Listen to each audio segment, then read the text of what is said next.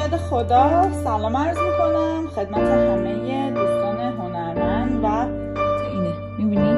اینجوری رنگ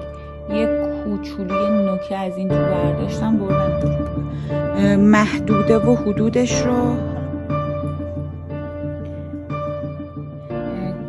گلی رو این پایین در بیارم نارنجی میزنم با در اونجا من حرفی که به شما میزنم این که اوکی تا اینجای کار فعلا داشته باشید با آب چسب فیکسش کنید قشنگ مغز کار خشک میشه این موجا رو میبینین که کاغذ مقوا داره خشک میشه این شروع میکنه به